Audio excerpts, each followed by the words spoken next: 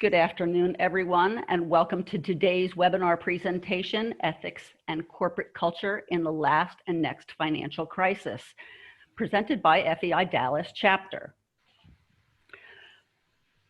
Before we begin, I'd like to do a few housekeeping notes in regards to CPE credit. Today's presentation will be worth 1.5 continuing professional education credits. To be eligible for the CPE credits, you must answer at least 5 of the 6 polling questions and have a total viewing time of at least 75 minutes. Participants will receive a CPE notification email when credits are available. Typically, that is 7 to 10 business days. We are unable to grant CPE credit in cases where technical difficulties preclude eligibility. CPE program sponsorship guidelines prohibit us from issuing credit to those not verified by the technology to have satisfied the minimum requirements as stated. In accordance with the standards for the National Registry of CPE Sponsors, CPE credit is granted based on a 50-minute hour. And now I'd like to introduce Elizabeth Postbeck, who is FEI Dallas Chapter's Special Events Chair. Welcome, Elizabeth. Thank you so much, and thank you for helping host this webinar for the members of FEI, and we're very excited everyone is here today. And we're grateful to Richard Bowen for speaking and for John Barden for helping coordinate this event as well. I want to tell you a little bit about John. John is an amazing person. He started his career at the same place I started my career at Price Waterhouse. He worked there for longer than I did, for a good 9 or 10 years, and then has moved into the education realm and has a CPA in both Texas and New York, and is now Associate Dean of Education, Executive Education at the Naveen Jindal School of Management at UTD. And I'm going to pass the program on to John to introduce our speaker for the day. Thank you so much, everyone, for being here. Thank you, Elizabeth, and thank you, Nancy. I don't know if it's time that I share my PC to pull up just a couple of slides that we can talk about. I really want to thank Nancy and Elizabeth for everything that they've been doing behind the scenes, especially for Richard and myself. I know a lot of our members have been up to UTD, and I know you come up for the breakfast. So we're going to pivot a little bit today, and we're not going to have breakfast, and we're also not going to have any parking tickets. I know in the past, I know Elizabeth's laughing, we've gotten some parking tickets because people don't have parking passes. But no breakfast, no parking passes, and no parking tickets. I really want to thank someone special at FEI. And that's David Springate. David, I've been involved with David for the last 15 years. I've been an FEI member for the last 5 or 6 years. And David has been very instrumental in doing a lot of the various different things with executive education. And one of these is the seminar that we're about to go through. So David, thank you for everything. Before we get to Richard Bowen, I just want to talk briefly about some of the degrees that we have in the executive education area. I don't know what, I might have hit it too fast. So some of the degrees, we have 5 degrees in a corporate program. So right now, over the next 4 to 5 weeks is very crucial for us when we start recruiting. So our executive MBA program is one of the only Saturday programs here in the state of Texas. And it'll take you 21 months to get your MBA degree. It's a cohort program, it's face-to-face, and yes, we are still doing some face-to-face activity as we go through this pandemic. And it's a fabulous, fabulous program. So our EMBA program, you'll get your MBA degree in 21 months, and it's Saturdays only, and it's just 3 Saturdays per month over the 21-month period. Our GLEMBA program, we're very proud of our GLEMBA program. We were just voted, all right, the #1 online program in CEO magazine for the state of Texas. It's an online program, 21 months, you'll get your MBA degree. It's very flexible. And what I mean by flexible is you can take 2 courses in 8 weeks, and then you can go to take 1, then you can take 2, then you can take 3. The goal there is flexibility and interaction. Each one of our students gets a coach, and there's a tremendous amount of interaction. Our next program is our project management program.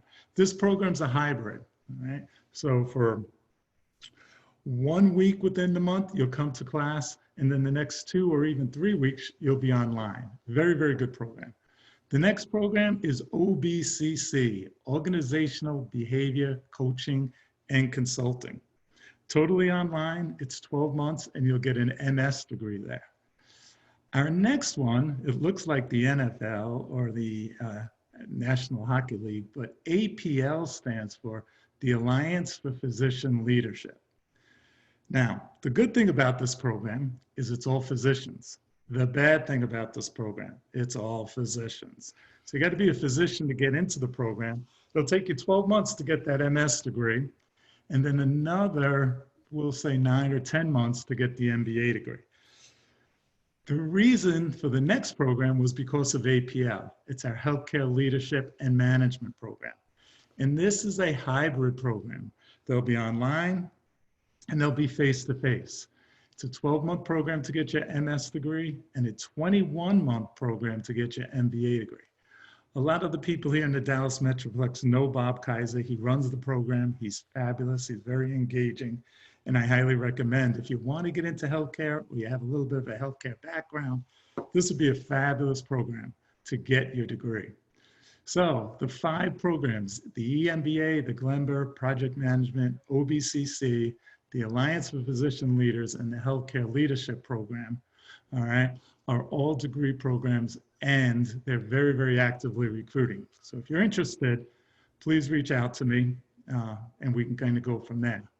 Our last program that I'll call is our corporate program. It's a custom program. It's a specialized program.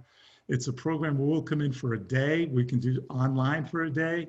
We can come face-to-face if you'd like us to come face-to-face. Some of our clients have been TI here in the Metroplex, the Dallas Independent School District, Service King. So we can come in and we can customize anything that you want.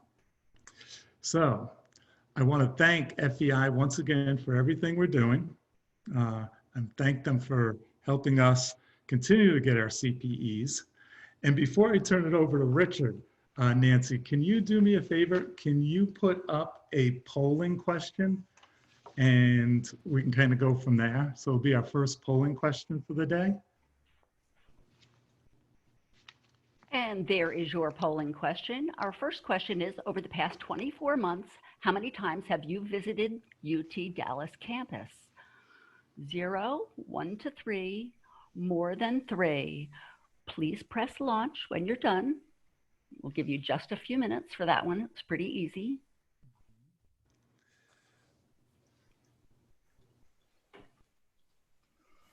Okay. And there are your results. Right. So it looks like we got to get more of you up to our campus once this pandemic's over. And I'll make it a point to reach out to a lot of you over the next probably 3 to 4 months.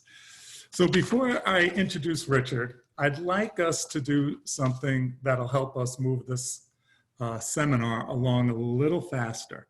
We'd like you to hold your questions until the end. This will help Richard, Nancy, and myself as we watch your questions come through the chat. So if you can put your questions in the chat, that's really going to help us. All right. And it'll help Elizabeth, Nancy, and myself. And we're going to get to them. And if we don't get to them, you can always feel free to reach out to me at john.barden@utdallas.edu, or feel free to call me at 607-759-0918. Richard Bowen. Richard was a business chief underwriter at Citigroup, one of many U.S. financial institutions that engaged in activities that led to the 2008 financial crisis.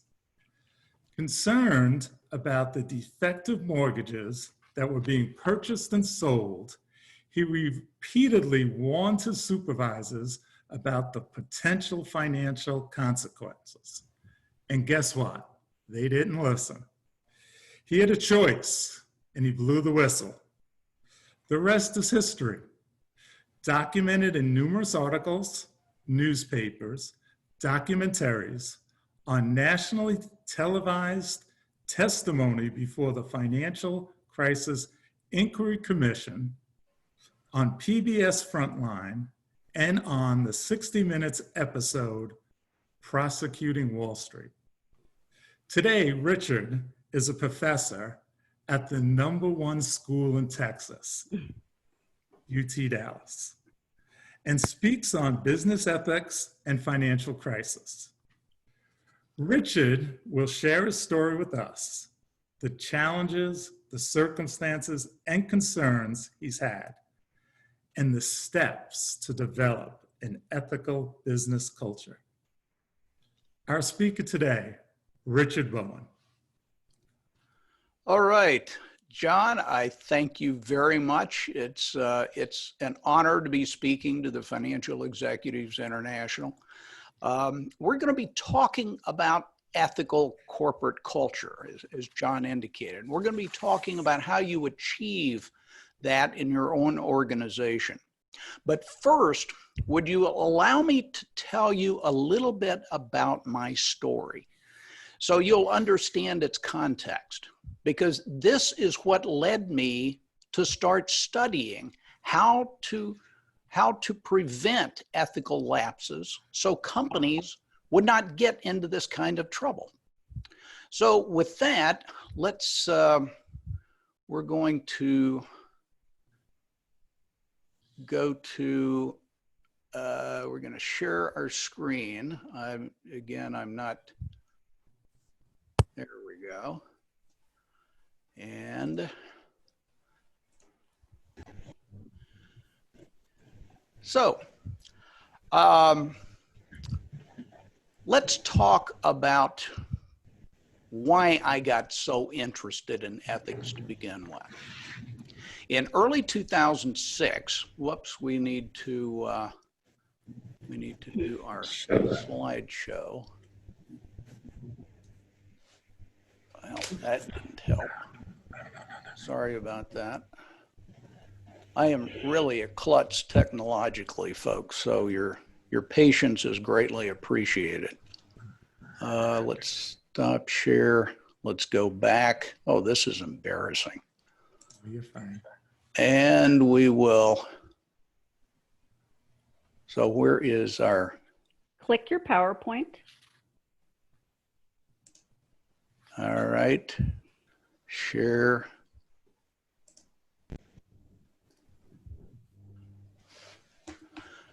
Hit your back button on Well, your. you know what? I accidentally, I think.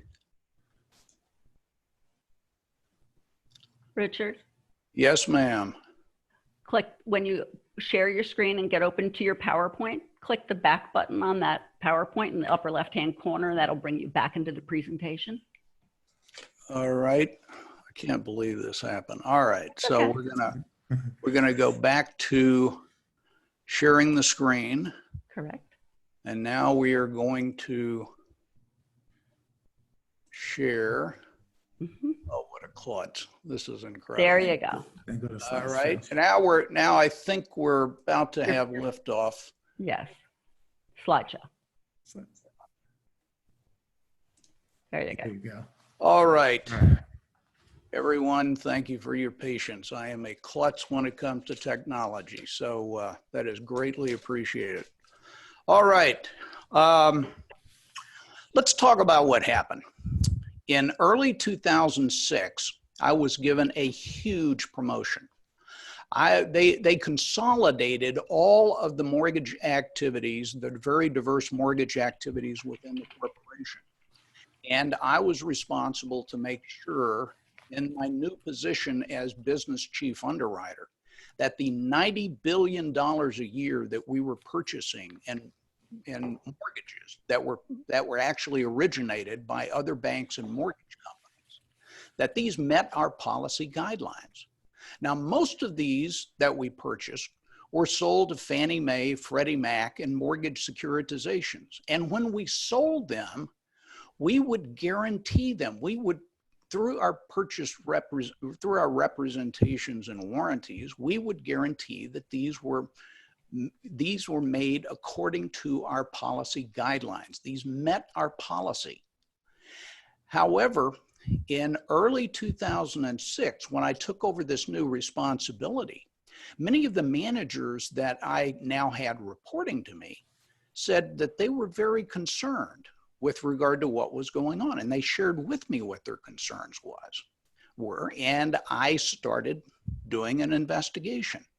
And I discovered that over 60% of these mortgages that we were purchasing from other banks and mortgage companies did not meet our policy guidelines. They were by definition defective.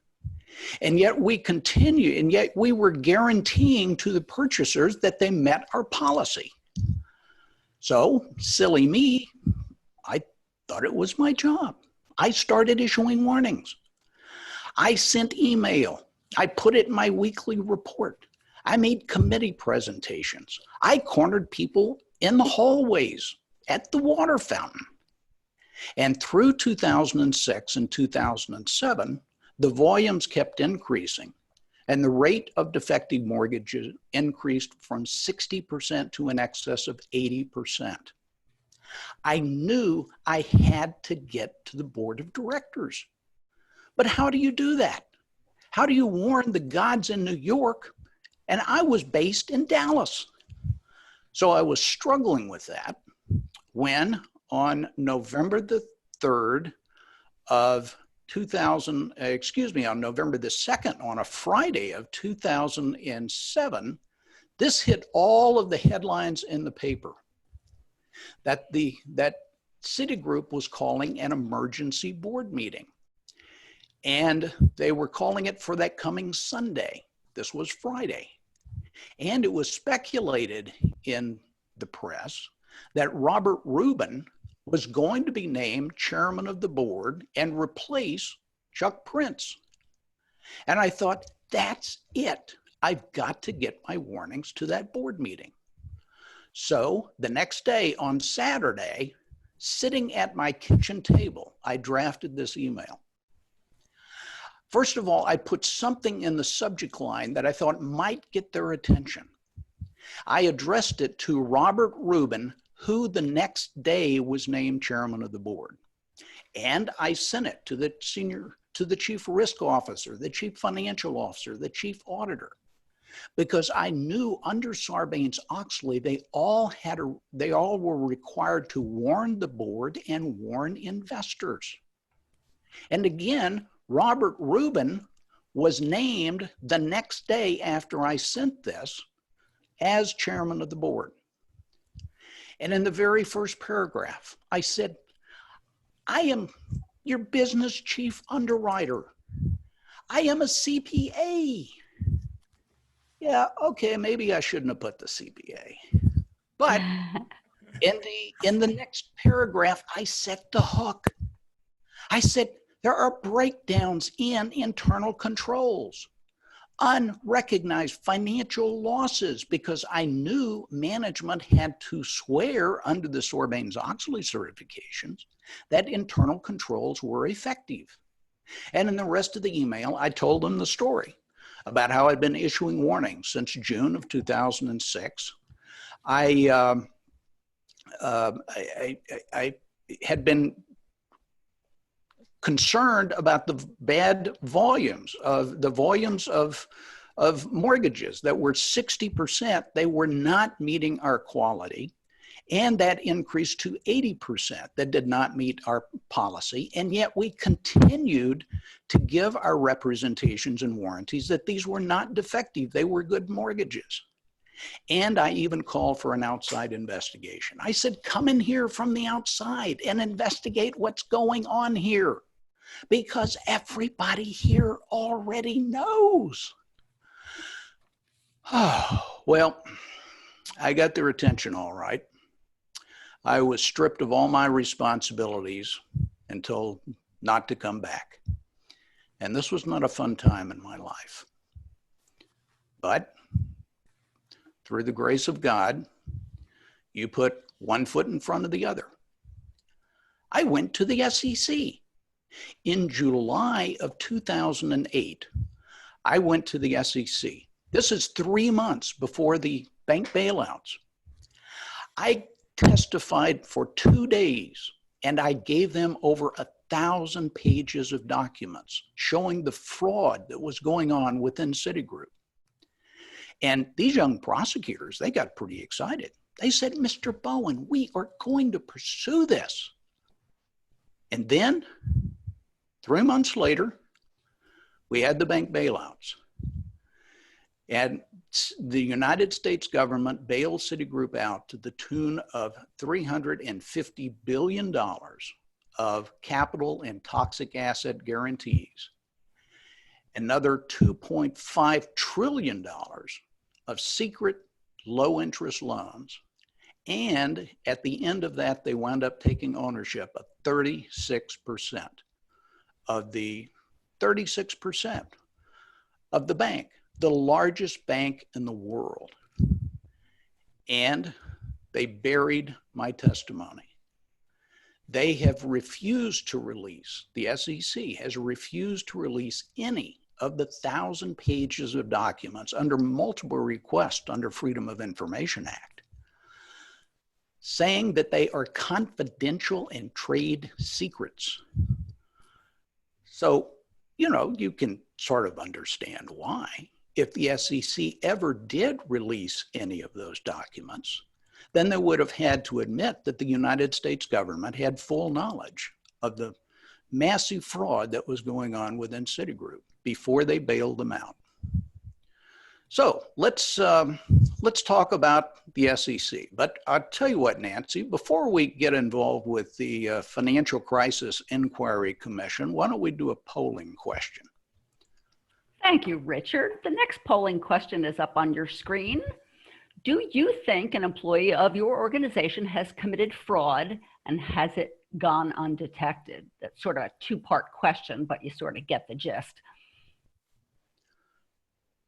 I'll give you a few minutes to answer that.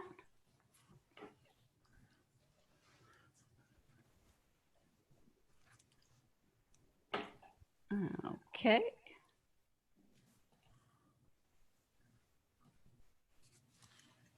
And there are your results, Richard. Okay. That's wonderful. I'm tickled to see that. Okay, let's go forward. Now, Congress created the Financial Crisis Inquiry Commission. And when they created the commission, this was an independent congressional commission. This was not a committee of Congress. This was a big deal. And they specifically charged the commission that if they find evidence of criminal wrongdoing, then they are to send that evidence along with referral for criminal prosecution to the Attorney General of the United States.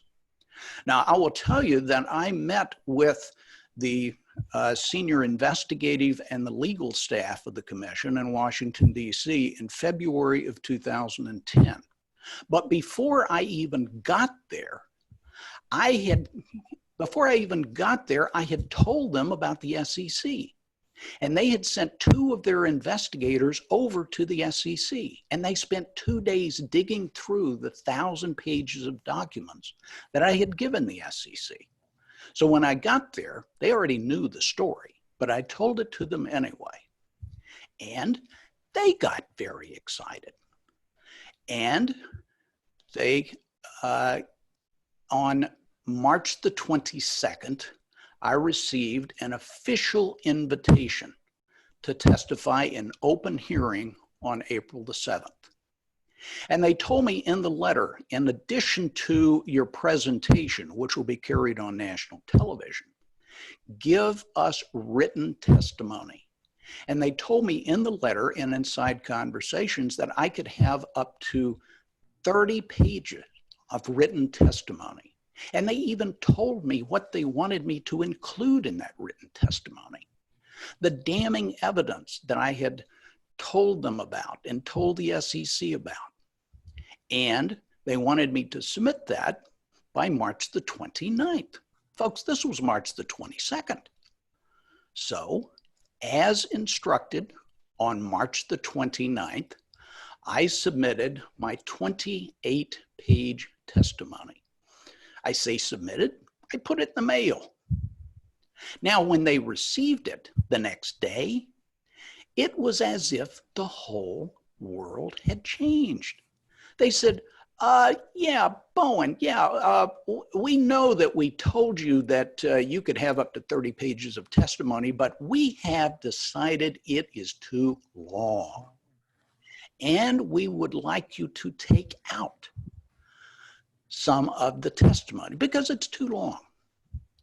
You testified before the SEC 3 months before the bank bailouts.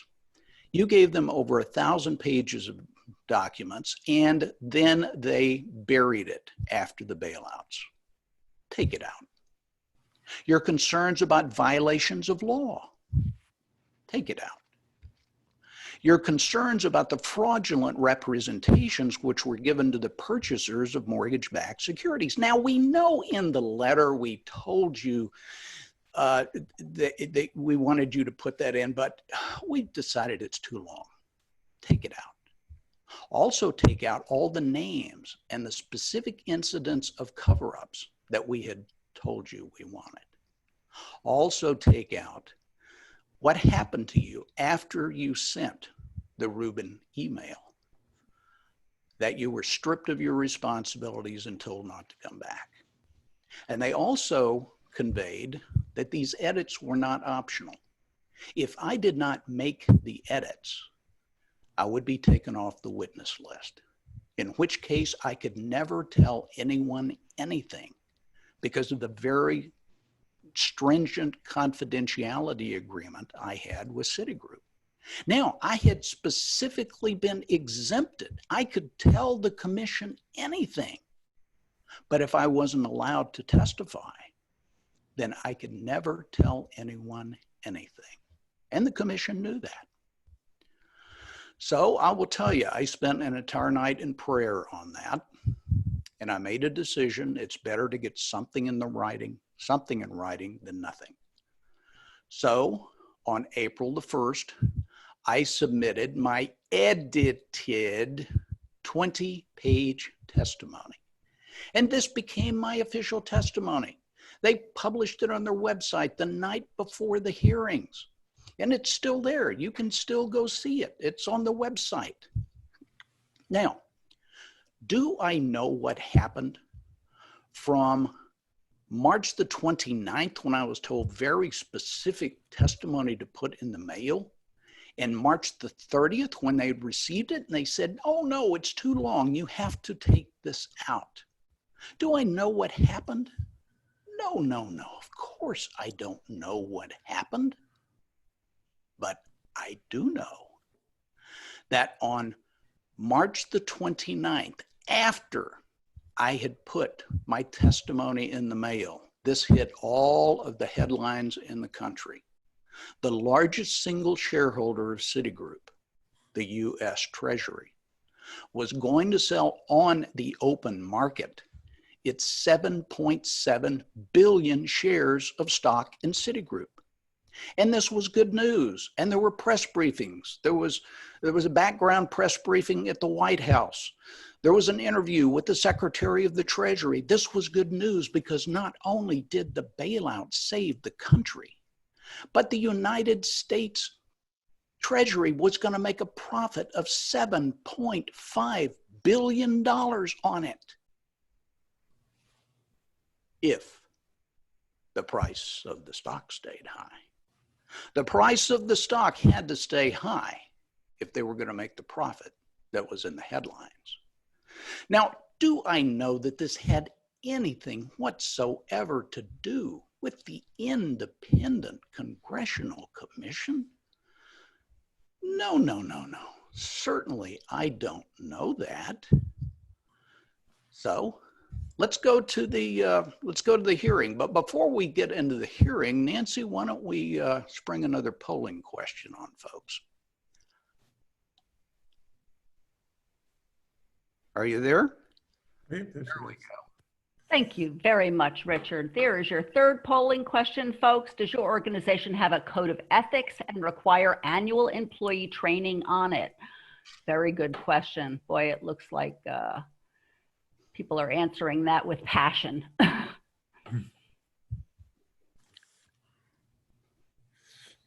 Okay, I'm going to end that poll and we're going to share those results. And as you can see, very good. 68% said yes. I can assure you Citigroup did also. Okay. So let's go to the hearing. On April the 7th, Angelides called the hearing to order. The very first witness, there he is, the very first witness was Alan Greenspan. Now, right after Alan Greenspan, I testified. Now, I want you to listen what I tell the commission. Mr. Bowen. Thank you, Mr. Chairman. I'm very grateful to the commission to be able to give my testimony today. If it wasn't for this commission, if it wasn't for you, then my story could not have been told. My name is Richard Bowen. I was promoted to Business Chief Underwriter for Citi in early 2006. I had responsibility for underwriting for over $90 billion annually of mortgage loans.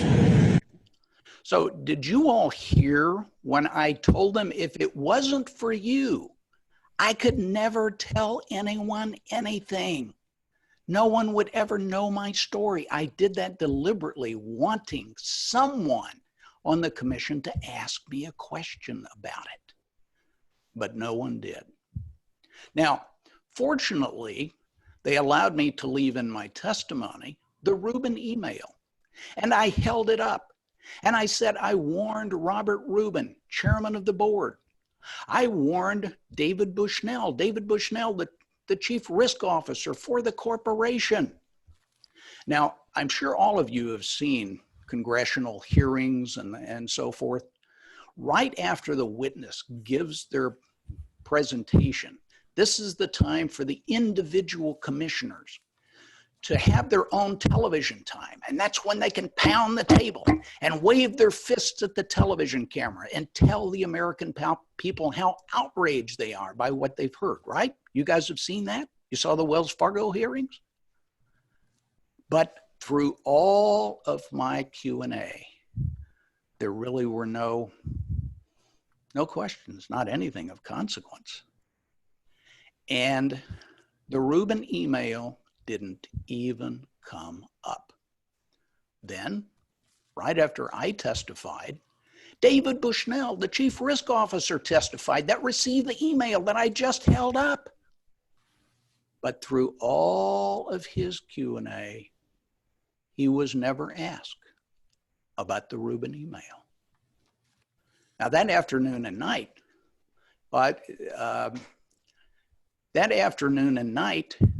the news media went crazy. No one in the entire rest of the day of hearings, no one asked about Bowen or the Rubin email. And this is what the online news media had that afternoon. And they all said, Robert Rubin is going to testify in the morning.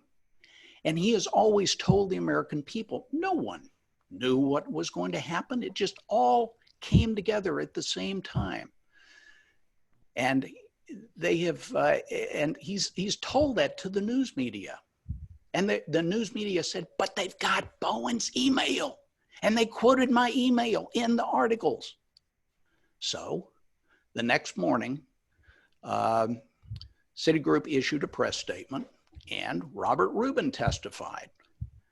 And right after he gave his presentation to the commission, the chairman, Angelides, said, Mr. Rubin, before we get to Q&A, do you remember receiving that email from Richard Bowen? Mr. Chairman, I do recollect this, and that either I or somebody else, and I truly do not remember who, but either I or somebody else sent it to the appropriate people, and I do know factually that that was acted on promptly and actions were taken in response to it. To which they replied, Mr. Angelides replied, well, thank you, Mr. Rubin. Would you just submit later in writing what you did in response to that email? Yes, Mr. Chairman. Yes, we will. And that was it.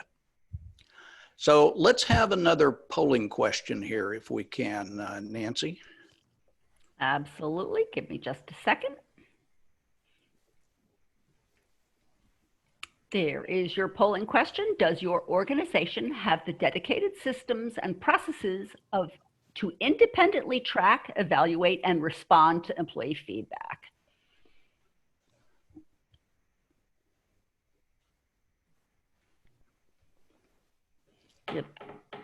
Give you just another second for that poll. And again, if you can't answer the polls on the platform, please type your answer into the chat and we will make sure you get the CPE credit you're looking for. And there are those results.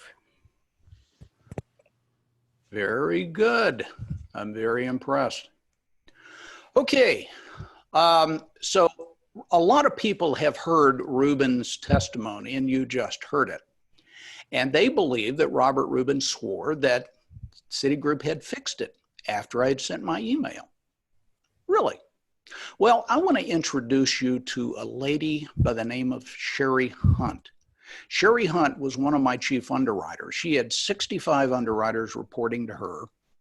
And when I was stripped of my responsibility and thrown out, she stayed as an employee, but she was stripped of all of her responsibilities and she was stuck over on the side. And 4 years later, in 2012, Sherry Hunt filed a lawsuit charging Citigroup with defrauding the United States government through FHA insurance fraud. And with the first wave of the gavel, Sherry filed her suit. With the second wave of the gavel, the Department of Justice joined her suit. And with the third wave of the gavel, Citigroup admitted the fraud. This is not one of those they neither admit nor deny. They admitted the fraud and paid a $158 million fine. And in all the publicity that took place, Sherry said, they never fixed anything after Bowen sent his warnings. They just kept cranking out the mortgages through 2011. So let me ask you, did Robert Rubin commit perjury? I mean, I have my own opinion, but you guys make up your own minds. Sherry Hunt received a check for $31 million. And, oh, did I mention to you, Sherry retired? Yes, Sherry retired. So what happened at that point? I will tell you, Sherry and I are very close. Even today, we're very close. We worked very closely with the Kellogg School of Business. They developed a professional business case on Citigroup. It was entered into a United Nations competition, and it won the best case on anti-corruption, and it is used in business schools around the world. Additionally, the business case was made into a documentary. It's called The Whistleblower. It's one of a series of ethics in the workplace. And that is available. It aired nationally twice on PBS, and it's still available. You can find it. So let's go back to the commission. The commission closed down. They ended their hearings, and in interviews they told the press that they wanted the American people to know what they had learned coming out of the financial crisis. And you can go to the website. This is the website that's still there today. And you will find a list of the hundreds of witnesses that testified, even behind closed doors. And you can go down the list and you can click on a name and you can download the complete transcript, every single word that was talked about with the commission. You can click on another button and you can download documents they gave the commission. You can click on another button and you can download the MP3 file and you can listen to the testimony on your treadmill in the mornings. Now that is transparency, right? Right. But if you go down that list of the hundreds of names of witnesses, you won't find the name Bowen. That is because the Congressional Commission made the decision that everything that I told them behind closed doors, everything I gave them, everything that they got from the SEC, everything including my original written testimony, it all needed to stay confidential. So it was sent to the National Archives, where it was not to be read for 5 years. Now I'm asked, why 5 years?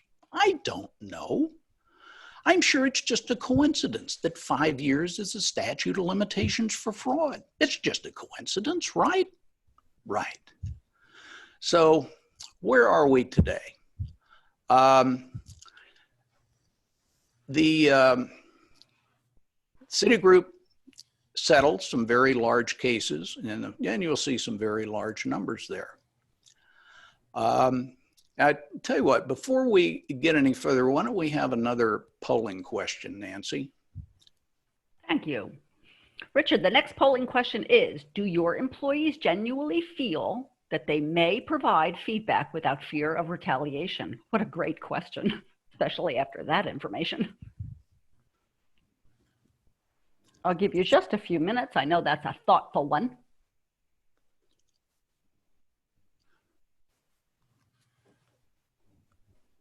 All right, and there are your results, Richard.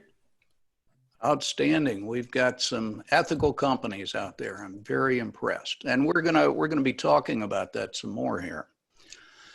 Okay, let's talk a little bit about. Oh, wait a minute, we hadn't finished. Did you know what happened after this? Guess what? The financial crisis, the National Archives released their documents 5 years later in 2016. And it was discovered, Elizabeth Warren had her staff go through all of the documents, and they discovered that the Congressional Commission actually fulfilled its legal mandate from Congress, that if they find evidence of criminal wrongdoing, they are to send that evidence along with a referral for criminal prosecution to the Attorney General of the United States. And they did so with 11 criminal referrals. And in fact, one of those criminal referrals was based solely on my testimony and evidence. This is the actual memo that was in the minutes to the commission. And I went through the National Archives and went through, they have finding tools and dug through a lot of the documents. And I actually found my evidence that they have. And we now know that the criminal referrals and all of my evidence, along with the evidence and referrals for the other 10, were sent to the Attorney General of the United States. But the statute of limitations has run. So obviously nothing can be done at this juncture. So where are we today? Let's talk just a little bit about some research, and we're going to try to get moving here because obviously I fumbled a little bit at the beginning here. There are studies that show that the stock price of the 100 most ethical public companies outperform stock market measures by 50%. Isn't that interesting? I want to tell you very briefly about a famous professor, Dr. Daniel Arley. He's a professor at Duke University, and he has spent years studying cheating and ethics. And he says, even if you have ethics policies and training, if people aren't truly expected to act ethically, then they won't show ethical behavior. Now, he also delved into the financial crisis and the corruption that was displayed. And he says when people see others who they think are like them, who cheat and get away with it, then they are much more likely to cheat. But if they see others who are similar to them, who don't cheat, then they are much less likely to cheat. And Dr. Arley, in his publications, he asks questions and then he answers the questions based upon his research. And he posed the question, who cheats more? Politicians? Now, we all hold politicians in very high regard, right? Who cheats more, politicians or bankers? And he answers the question. According to his extensive research, bankers cheat twice as much as politicians. Who knew? Now, the well-known psychiatrists say if people will only speak up, and Dr. Arley talks about this too, if people will only speak up when they see wrongdoing, then simply doing so will influence both the wrongdoer's behavior as well as those that are watching. So what you say and what you do can have a huge impact on others. And also the experts say that when there is a conflict of interest, where you have a personal interest in one of the possible outcomes, there is a natural inclination to choose the outcome which personally benefits us, either directly through compensation or indirectly through a more favorable performance evaluation. Now, there's no real surprise there, right? Now, what's interesting, and this really blew me away, is that there is generally the same inclination of an individual to choose the personal interest, whether or not they have been exposed or trained in a code of ethics. Everyone reverts back to the natural inclination to choose the personal interest. But if there has been an exposure to a code of ethics, and the individual is reminded that they have a code of ethics, then there is significantly less demonstrated self-interest. So as corny as this sounds, if you remind yourself or remind others of the expectation to follow the code of ethics, then there will be demonstrated better behavior. So set the expectation. Now we're gonna talk about the broader picture of ethics and corporate cultures. Now, so let me ask you a question real quick. How do you determine if a corporate culture is ethical? All you do is you can find out by asking the employees. Now, this is the Ethics and Compliance Institute is a very famous worldwide nonprofit, and they study ethics. And they actually surveyed companies and their ethics plans, and they surveyed their employees. Now, this is around the world, and they surveyed over 18,000 employees. And they asked two questions. The questions were, did you see wrongdoing or misconduct and report it? And the second question they asked was, if you reported it, how happy were you? How satisfied were you that you reported it? So let's take a look at this left quadrant over here. Now, in the left quadrant, 34% of the employees reported misconduct. Now, you know, that might seem to be pretty good.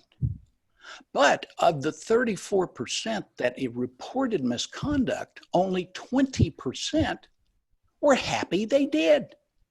So what happened to the other 80%? They were vilified. They were discriminated against. They were transferred. They were made to feel sorry that they had actually reported it. So let's go to the right quadrant. Now, in this right quadrant, 93% of the employees saw and reported misconduct. Now, does that mean that there's much greater misconduct in that quadrant? No, it doesn't. Because they knew that they were expected to act ethically. In this quadrant, the employees genuinely felt valued by management, and they wanted to report it. They knew management wanted them to report it. And of those that reported it, 94% were satisfied. They were glad they did. So here the employees came forward to report things which they felt management should know. And those that reported misconduct had a dialogue with management. And management took the time to understand the circumstances and make the employees feel their feedback was appreciated. And perhaps the employees misunderstood what they observed. So management explained to them why it was okay. And the management might have looked at it and they might have agreed with it and they might have fixed it. That's the way it's supposed to work. You never read about that in the headlines. So where are you? Are you a company whose employees are afraid to tell the truth because they know the consequences? Or are you a company who applauds and rewards truth-telling? Do your employees genuinely feel that they are valued by management and that management cares about them and truly wants their feedback? If the employees know they are valued, they are encouraged to speak up and rewarded for speaking up. That is the #1 sign of an ethical culture. So let's talk about how to build an ethical culture. We've got leaders in this webinar. Ethics starts at the very top. It's not just do as I say. It's not just do as I say, not as I do. Be sincere. It has to start from the top. Make the employees feel valued. Openly talk about the importance of feedback and speaking up, and ensure that managers know the values of company meetings and decision making, and even the code of ethics. And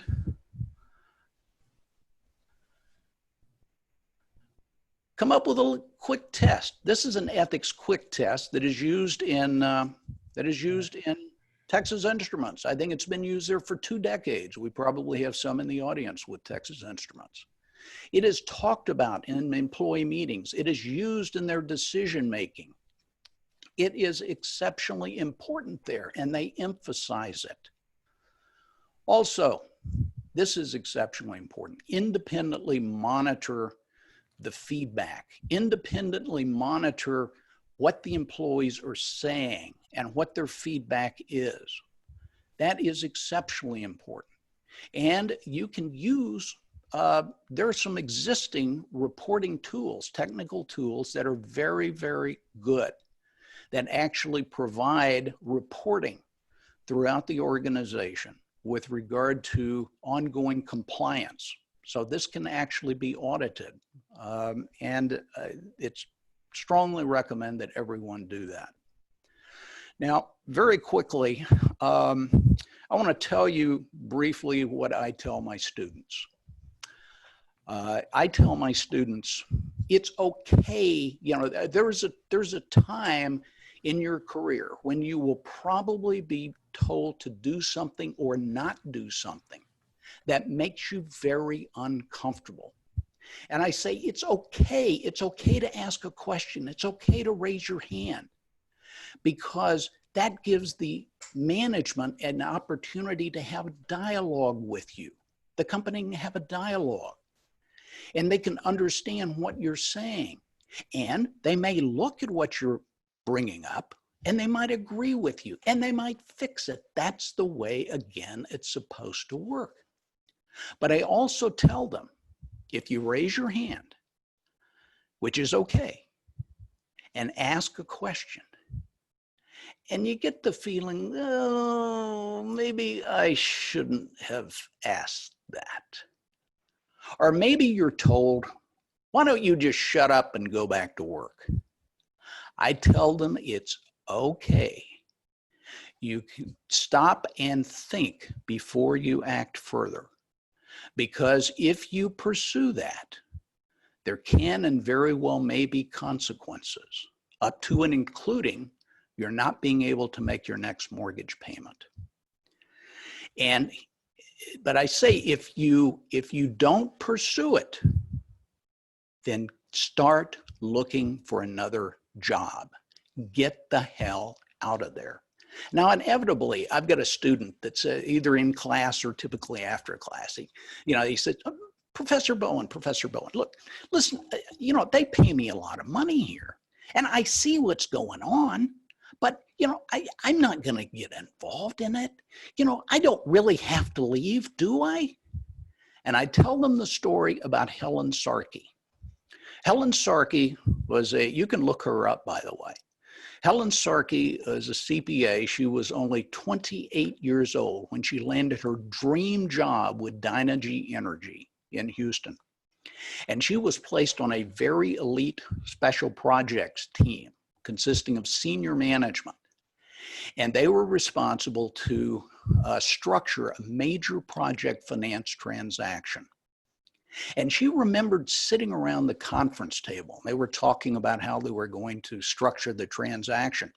And she remembers listening to what they were saying, and she's thinking, that doesn't sound right. I don't think you can do that. But she looked around the table, and everyone else on that task force was very senior to her, and they were all nodding and agreeing, including her boss across the table. And she thought, well, you know what? Maybe I just don't understand it. All Helen Sarkey did was she didn't say anything. And because she didn't say anything and she stayed around, Helen Sarkey was the lowest employee, the most junior employee. She was the lowest hanging fruit for a zealous prosecutor. Helen Sarkey became complicit in securities fraud. Helen Sarkey served 60 days in a maximum security prison, going to prison 60 days after her twin boys were born. You can see her in the perp walk there. The only thing Helen did was she didn't say anything, and yet she stuck around. No one else was prosecuted. So I tell you, if you see something and you decide not to pursue it, then that's okay. You don't have to. You don't have to die on that hill. You don't have to throw yourself on that grenade. But if you're not going to, get the hell out of there. And there's a number of other instances like this. Now, there's a moment of truth that each of us has. Each of us will face multiple times in our careers when we see something, when we know it's wrong. Do you have the courage and the commitment to be one of the few leaders with a strong enough moral compass? So obviously we're in COVID, so you may not be in group settings, but if you are, turn to the person next to you. Look them in the eye and say, I know you can do this. This is what I said to myself, and I still do every day as I get dressed. So what are you going to do? So we may have, at this point, I think we're still missing a polling question. Is that right, Nancy? That is correct, Richard. Thank you. The last polling question has now hit your screen. Do you feel that additional ethics training would be helpful at your organization? That's a very good question. And I'll give you folks just a few seconds to get that one, those answers in.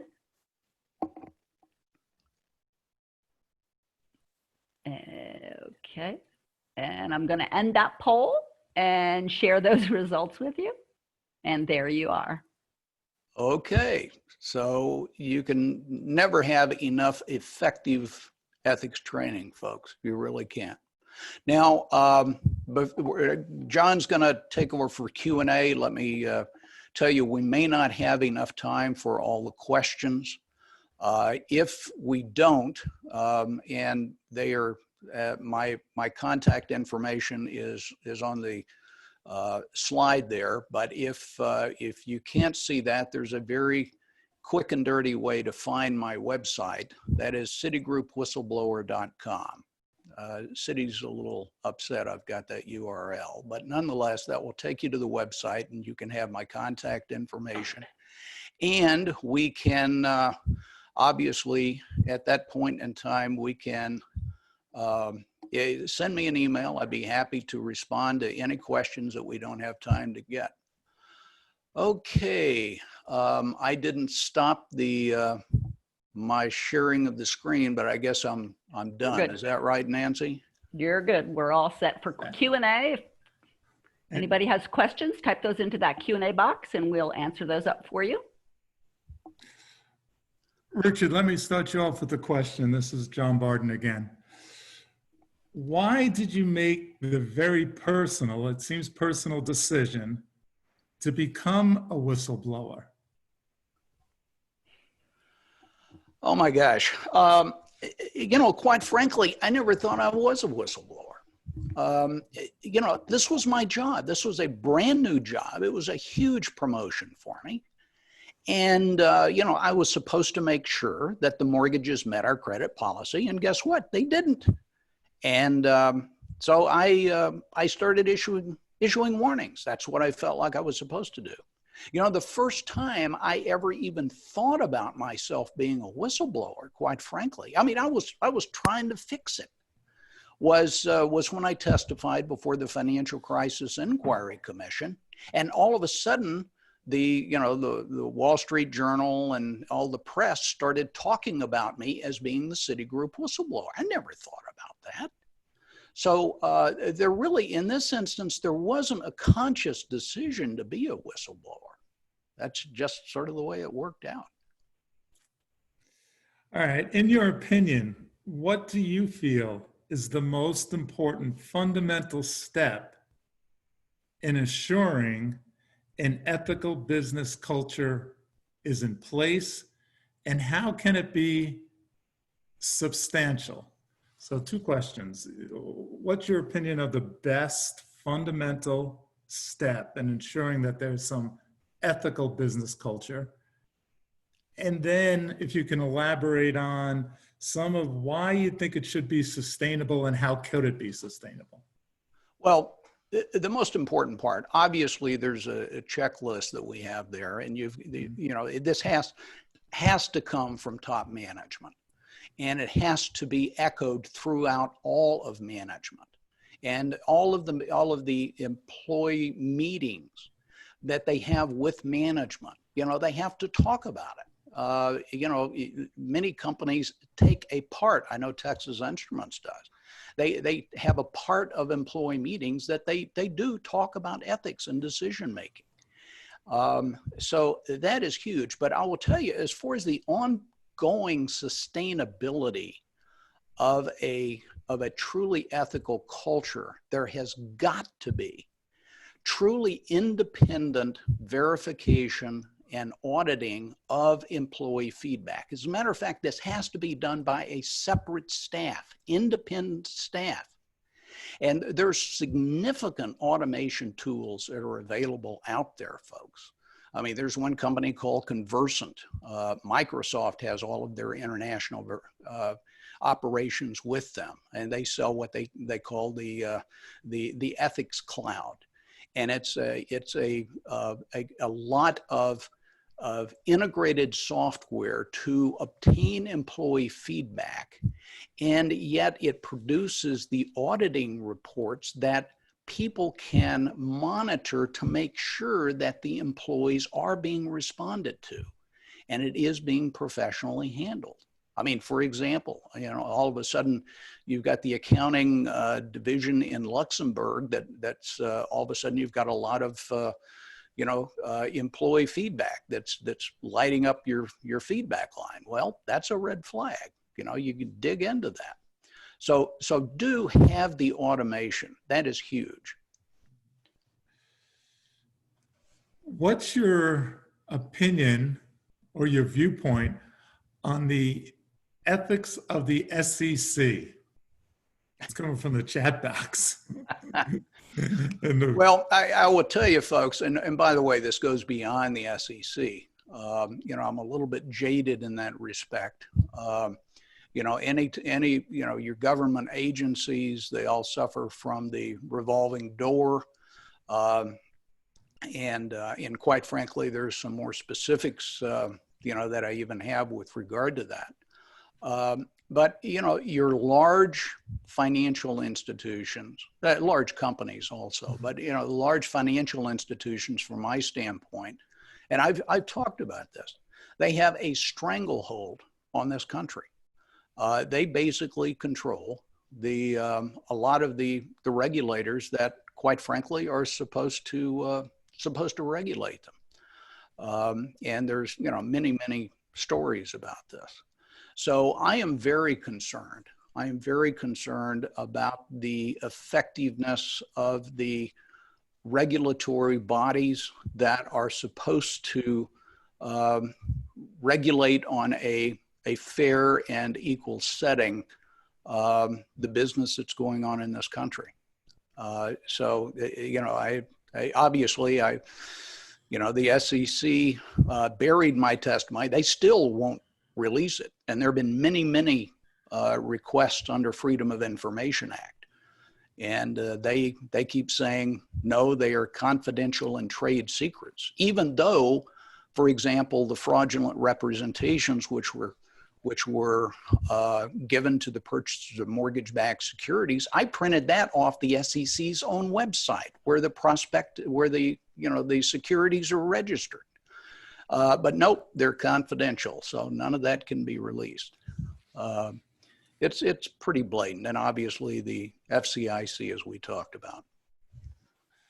What was it like to be on 60 Minutes? That was a surreal experience. It truly was. Steve Croft is the one that interviewed me. Actually, they had someone the night before from 60 Minutes that visited with me to sort of set expectations and explain to me how it went. What was fascinating was before the actual interview, they gave me a tour of the 60 Minutes facilities, and I saw the huge green room where they start off the 60 Minutes session and so forth. It was a fascinating experience. It truly was. And one of the things that I told them was that, I'm not just going to open my kimono to Steve Croft. I mean, I need to get to know Steve a little bit. And as it turns out, they passed that on to Steve. So before we had the interview, we actually sat down, and it wasn't in the studio. This was in a separate facility. We had the interview. He and I sat down and we talked just casually for 15 minutes, and, I got the feeling he's a good guy, and, I felt comfortable with him and so forth. And ultimately I said, okay, let's do it. And that's when we did it. Okay. And I have about 5 or 6 more questions. I have enough time, right? Yes, you Elizabeth and Nancy? Okay. Yes, plenty of time. Plenty of time. All right. So do you think you were promoted to just be a patsy? Did they think you would just ignore the signs at Citi? So it's twofold question there. Do you think you were promoted just to be, like a patsy, to say, hey, you're part of the team? And did you think you just ignored the signs, that you would just ignore the signs? I think, quite frankly, it was expected. There were a number of people that became very successful at Citigroup, and they were a little more sensitive as to which side of the bread the butter was on. I've unfortunately, I've continually get myself in trouble with that. So yeah, I think there probably was an expectation that,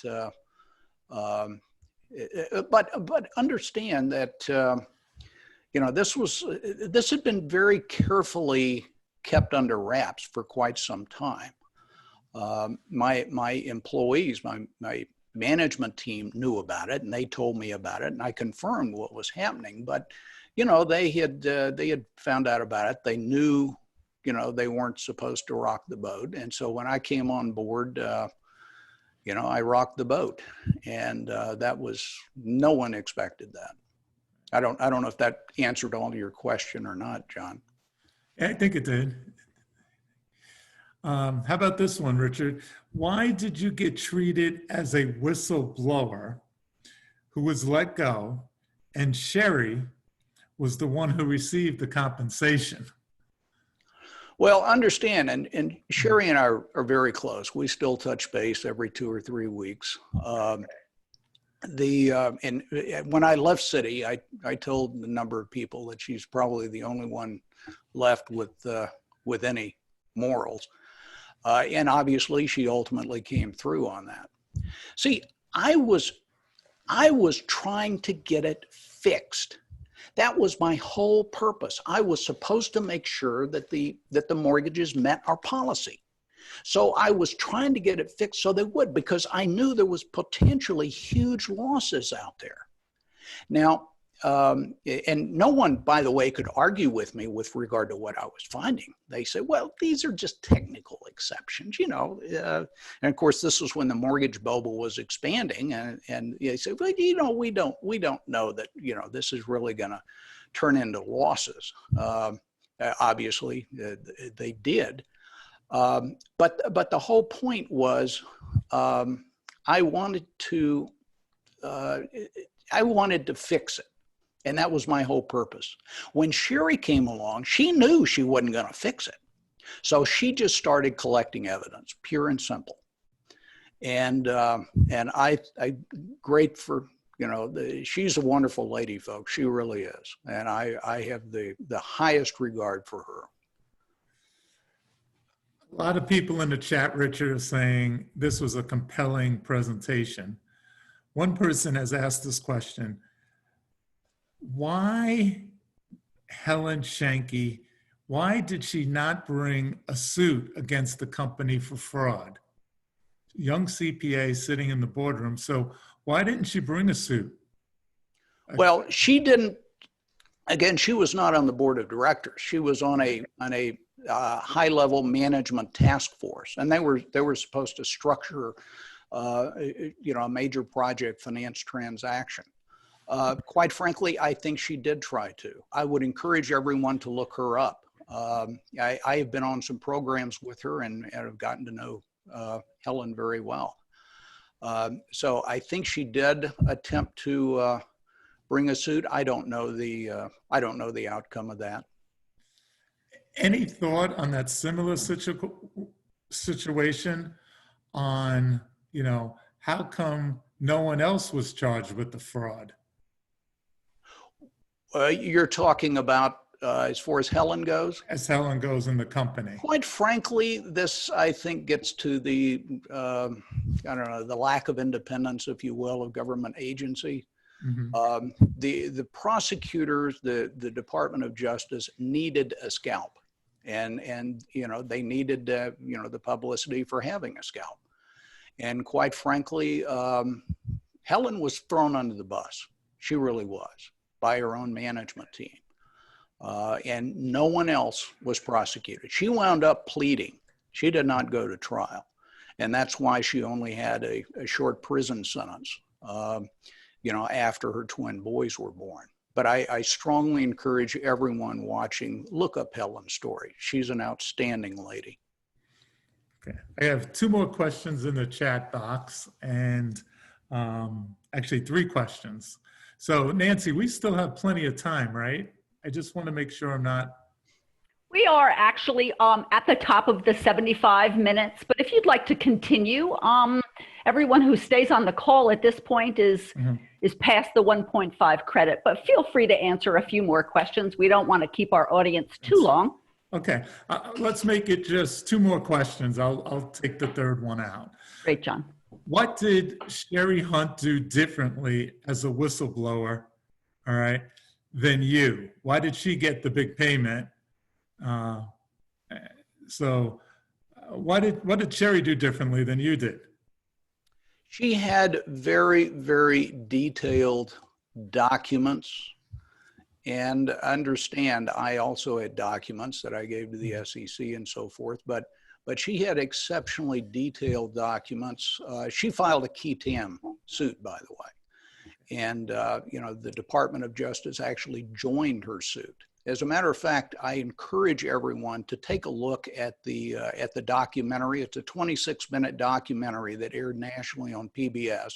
And the focus is Sherry, because obviously she got most of the publicity. I'm in there also and talk about my piece of the story. We do that documentary does not go into anything outside of city, like the SEC or the commission or anything. That just talks about what happened at city. And they do a very good job of outlining it. And I think you have a very good understanding of the dynamics that are involved with that. I think this last one's a good follow-up question. And I know FEI knows I am a big, big fan at the University of Texas at Dallas. What do you enjoy most about teaching? I will tell you that I enjoy the feedback. I enjoy helping students. Quite frankly, when I was in banking before I ever got to city, I always thrust myself into teaching situations. And like I would always teach the new beginning credit analyst class on financial analysis. So I enjoy it. The university has been terrific for me. They truly have. They've been very supportive all the way around, and it's a joy to visit with the students. And I'm longing for the time when we can get back to actually physically visiting with the students. Well, Richard, it's an honor. I've known you for over 12, I think, getting close to 13 years now. I really appreciate everything you've done, not only for the University of Texas at Dallas, but just for the community at large. So I'm gonna, at this point, turn it back to Elizabeth and to Nancy. But Richard, thank you once again. And I know I'll be seeing you on campus soon. Well, as we've talked, I am also a member in FEI, and the organization is just an outstanding organization. And it's an honor to be able to represent the university here. Thank you both so very much for your contributions to this webinar. I think that everybody got a lot out of it. It definitely it's made it a situation where everybody knows that they could be in such a situation. You need to keep your eyes and ears open. And you handled it in such a great professional way. And thank you so much, both of you, for your participation in this webinar and sharing your experiences. Nancy? Thank you, Elizabeth. Thank you, John. Thank you, Richard, for your time, your guidance through this. Insightful is beyond the word appropriate. But again, audience, this is the end of the webcast. We will have a CPE email notification sent to you when those CPEs are released. And should you have any questions about those, that's my email address right there on the screen. Don't hesitate to reach out to me for any of your CPE questions or needs. This does end the webcast. We thank you again for participating and have a great evening. Outstanding. Thank y'all so much. Thank you.